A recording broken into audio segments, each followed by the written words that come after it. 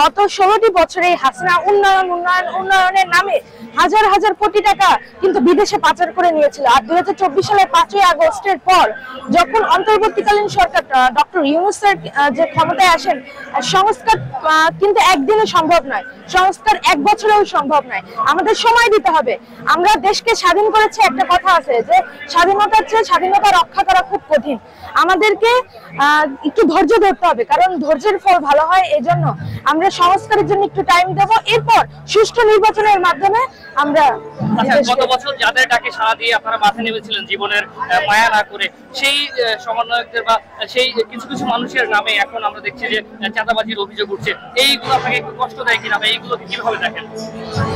আমি মনে করি যারা সমন্বয়ক নামে যারা চাঁদাবাজি করছে তারা সমন্বয়ক না, তারা শুধু সমন্বয়কের একটা নাম লিখে, সমন্বয়কের একটা সাইনবোর্ড টানিয়ে তারা যে চাঁদাবাজি করছে, এটি আওয়ামী সন্ত্রাসী বৃন্দরা করছে।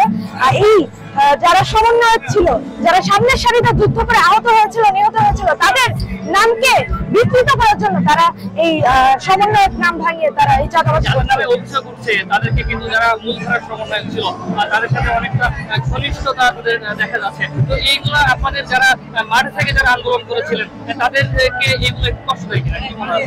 আমার মনে হয় যারা এই কাজগুলো করছে, চাঁদাবাজি, সন্ত্রাসবাজি, টেন্ডারবাজ করছে, তারা আমাদের সমন্বয়কের মধ্যে পড়ে না। তারা এই নাম সমন্বয়কের নাম ভাঙিয়ে এইসব করছে, আর যদিও করে থাকে এটি আমার কাছে খুবই নিন্দাজনক।